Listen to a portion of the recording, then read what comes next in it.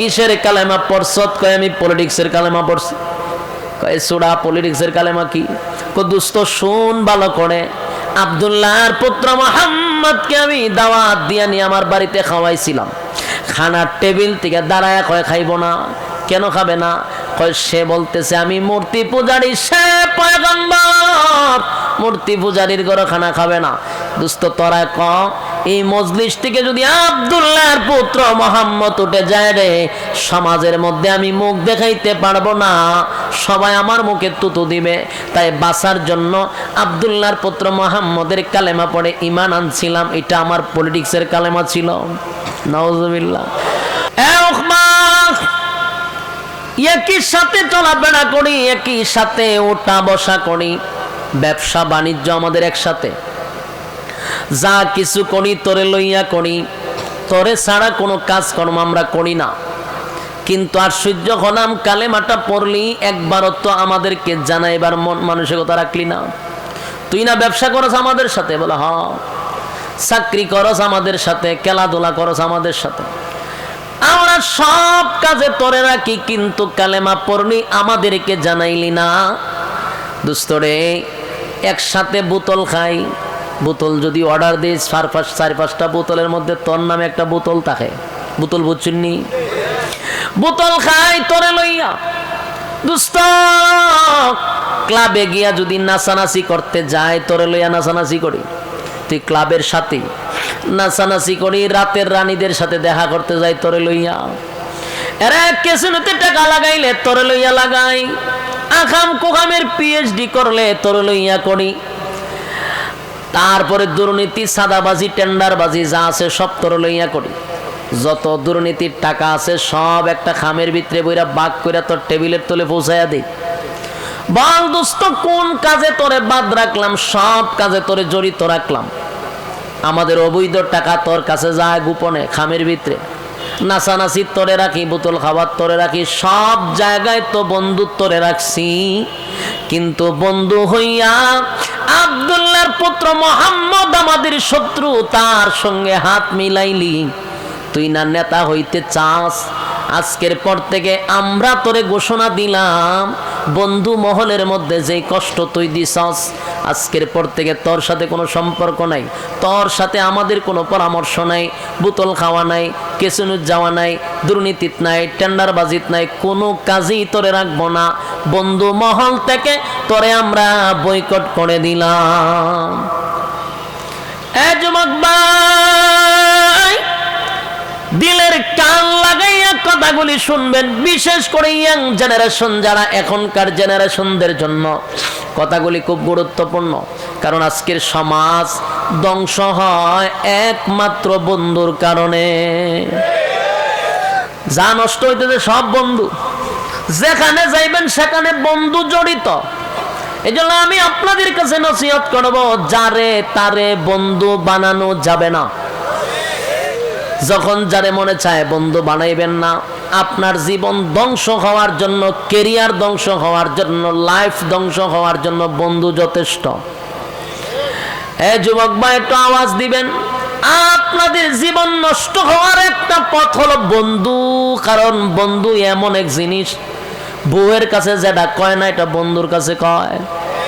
আমার ভাষা বুঝুন না আপনারা? এই বন্ধুর কাছে এমন কিছু কথা কয় যেটা প্রিয়তমা স্ত্রীর। তাহলে বন্ধু জায়গাটা মারাত্মক। বন্ধু এমন একটা জিনিস, বন্ধুর কাছে সব বিষয় কিন্তু শেয়ার করা হয়। তাই আপনার জীবন ধ্বংস হওয়ার জন্য বন্ধুই যথেষ্ট।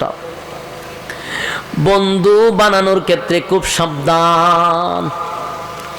এর যুবক ভাই, উকবার বন্ধুগুলা ছিল মারাত্মক, ডেঞ্জারাস। এই বন্ধুর কারণে উকবা তো নষ্ট এমনি ছিল, আরো নষ্ট হইছে। সব দিক দিয়া বন্ধু জড়িত। আপনারা যদি ইতিহাস পড়েন, ফেরাউনের ইতিহাসও যদি পড়েন, ফেরাউন ধ্বংসের একমাত্র কারণ হলো ফেরাউনের বন্ধু। ফেরাউনের ইতিহাস যারা পড়ছেন দেখবেন, ফেরাউনের বন্ধু ছিল হামান। হামাইন্না কিন্তু ফেরাউনের বুদ্ধি দিয়া দিয়া খুদা পর্যন্ত বানাইছে। ফেরাউন্না কইছিন আমি যে খুদা হইতে চাই, আমারও তো মানুষে ফিডাইব। হামাইন্না কয় কোনো ফিডাফিডি নাই, তোরে খুদা বানানির দায়িত্ব আমার। কে কয়? বন্ধু কয় তোরে খুদা বানানোর দায়িত্ব আমার, শুধু কর্মসূচি এখন থেকে শুরু কর, প্ল্যান শুরু করে দেখ। তাহলে ফেরাউনকে ধ্বংস করছে বন্ধু হামান। আর রাসূলের যুগে আবু জাহেলের কিছু বন্ধু গ্রুপ ছিল, তারা বন্ধুর জীবন ধ্বংস করছে। উকবারে ডাক দিয়া কয়, উকবারে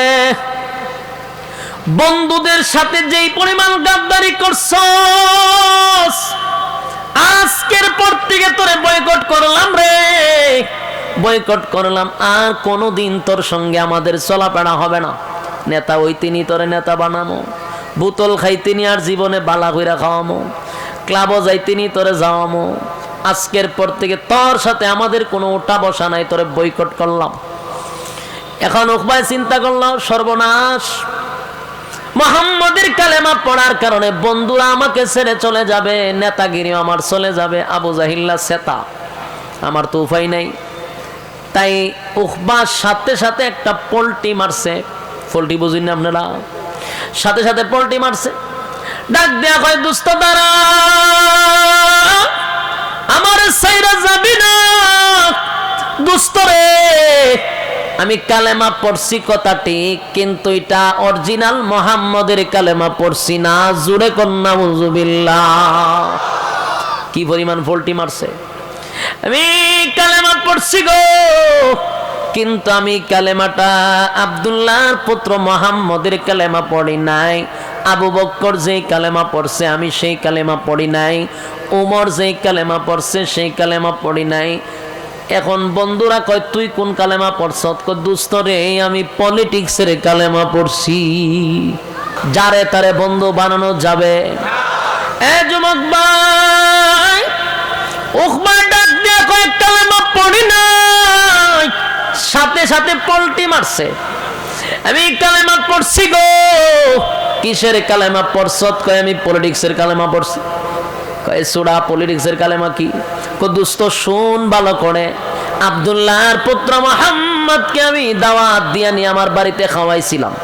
খানার টেবিল থেকে দাঁড়ায় কয়, খাইব না। কেন খাবে না? কয়, সে বলতেছে আমি মূর্তি পূজারী, সে পয়গম্বর, মূর্তি পূজারীর ঘরে খানা খাবে না। দুস্ত তোরা ক, এই মজলিস থেকে যদি আব্দুল্লাহর পুত্র মুহাম্মদ উঠে যায় রে, সমাজের মধ্যে আমি মুখ দেখাইতে পারবো না, সবাই আমার মুখে তুতু দিবে। তাই বাঁচার জন্য আব্দুল্লাহর পুত্র মুহাম্মদের কালেমা পড়ে ঈমান আনছিলাম। এটা আমার পলিটিক্সের কালেমা ছিল। নাউযুবিল্লাহ। কি পরিমাণ সিটার চিন্তা করেন, পোল্টি লইছে।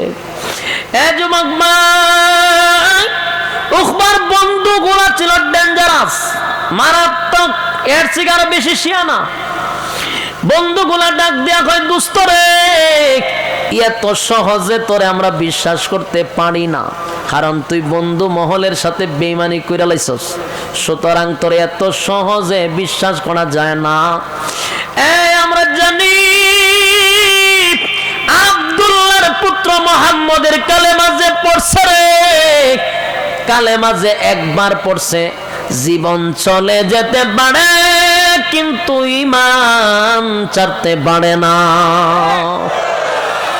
এটাই এমন এক শক্তিশালী জিনিস, জীবন ছাইরা দেয় কিন্তু ঈমান ছাড়ে না। আবু জাহিল্লা ডাক দেয়া কয়, দোস্ত শুন, আমি সুমাইয়ারে মারছি রে। সুমাইয়া একটা মহিলা, এর ঈমান এত শক্ত ছিল, জীবন দিয়া দিছে, ঈমান দিছে না। তোরে তো এখনো ফিডাই দিছি না, মায়ের দিছি না, তুই কালেমা ছাড়লে কেমনে? কথা বুঝতেছেন আমার? কয়, আমি সুমাইয়ারে মারছি, জীবন দিছে, ঈমান দিছে না, তোরে তো এখনো মায়ের দিছি না।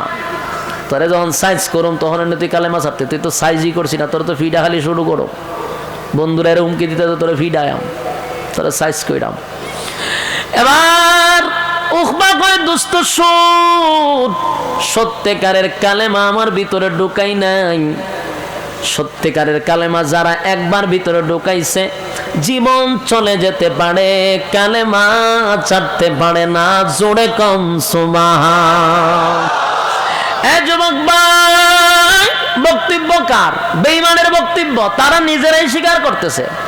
আব্দুল্লাহ পুত্র মুহাম্মদের কালেমা যে একবার পড়ছে গো, সে কোনোদিন আর কালেমা ছাড়তে পারে না। আমি ছাড়ছি কারণ আমি তো পলিটিক্সের কালেমা পড়ছিলাম।